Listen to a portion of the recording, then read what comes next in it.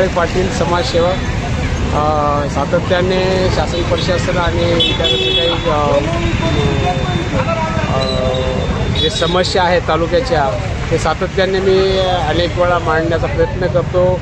लोकांच्या प्रती मी सदैव तत्पर संवेदनशील असतो, परंतु गेल्या अनेक दिवसापासून जे मी पाहतो तर याच ठिकाणी शासन प्रशासनामध्ये अनेक अधिकारी जे काही मुख्यालयी राहत नाहीत, ते शिक्षक असतील किंवा तलाठी ग्रामसेवक किंवा अनेक प्रकारच्या जे डिपार्टमेंटमध्ये जे मक्तेदारी करून 10 वर्षापासून इथे बसतात ते त्यांची तबादला किंवा बदली होत नाही, हे एक फार मोठं दुर्दैव आहे। आणि अशा वेळेस ते या ठिकाणी नांदेडसारख्या शहरातून जाण्या-येणे करतात, त्यामुळे लोकांचे अनेक प्रश्न प्रलंबित पडलेले आहेत आणि या ठिकाणी कुठलाही प्रतिनिधी लोकप्रतिनिधी बोलायला तयार नाही, हे फार मोठं या तालुक्याचं दुर्दैव आहे।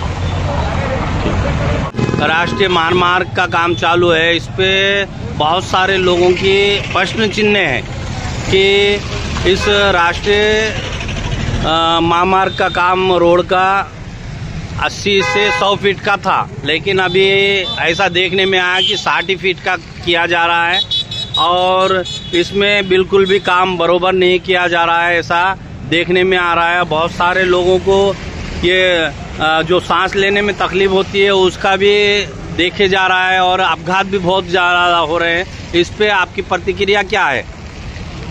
बरेच दिवसापासून रखडलेल्या या कामामध्ये आम्ही बघतो की महाराष्ट्र शासन राष्ट्रीय महामार्ग येथे किनवट मुख्य रस्त्यावर माहूर ते धनोडा भोकर ह्या ठिकाणी चालू असताना किनवटपासून मुख्य शहरामधून जाणारा हा दुपरती रस्ता या ठिकाणी 100-80 ऐवजी 60 फुटाचंच अंतर पार करते आहे।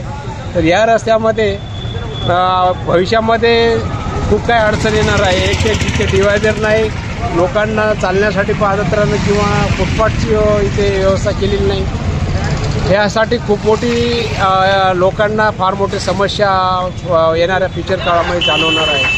यासाठी अनेक पाठपुरावे करूनही शासन प्रशासन दखल घेत नाही। साधारण जनतेचं या ठिकाणी कुठलंही लेखी आश्वासन किंवा या ठिकाणी मनधरणी करूनही लोक त्या हे शासन प्रशासन दखल घेत नाही, ही फार मोठी शोकांतिका आहे, तालुक्याचं दुर्दैव आहे।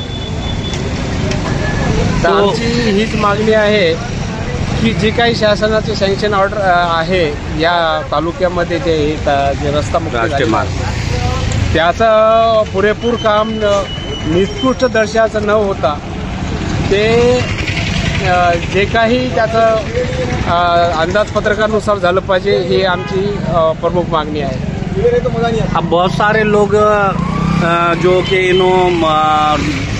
डोजर से उखाड़ दे रहे हैं और पानी की समस्या हो रही है और BSNL के जो नेटवर्क है, जियो का है और बहुत सारे ऐसे नेटवर्क के जो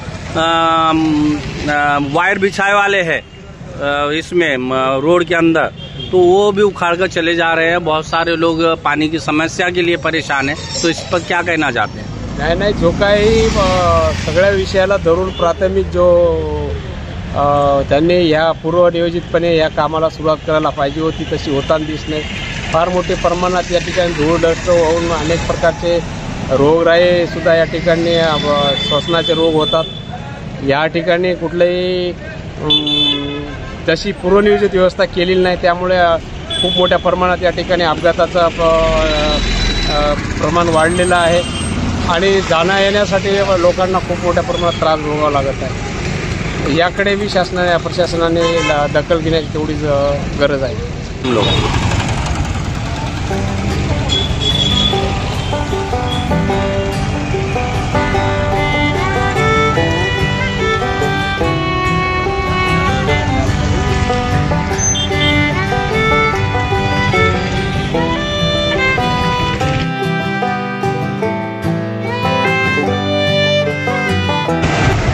आणि तसेच या ठिकाणी जे जे मुरू वगैरे टाकतात, हे माती वगैरे जे खोदकाम चालू आहे याची रॉयल्टी किंवा शासन प्रशासनाला कोण्या पद्धतीने चालू आहे याची बी इथल्या प्रशासनीय अधिकाऱ्यांनी माहिती जनतेपर्यंत पोहोचली पाहिजे, ती मिळाली पाहिजे. याच्यामध्ये लोक शंका घेत आहेत, हे पण लोकांना माहिती पडली पाहिजे. आणि हे जे काही लागणारे मुरूम वगैरे आहे, यांना जे लागतं मटेरियल ते कुठून आणत आहेत आणि त्याची रॉयल्टी आणि त्याची पारदर्शकता ही तेवढीच निष्पक्षपाती लोकांपर्यंत माहिती केली पाहिजे. याच्यामध्ये फार मोठी शंका घेण्यास वावगं ठरू नये. अशी अवस्था या ठिकाणी बिकट चालू आहे. यांच्याकडे बी लक्ष शासन प्रशासन दिलं पाहिजे.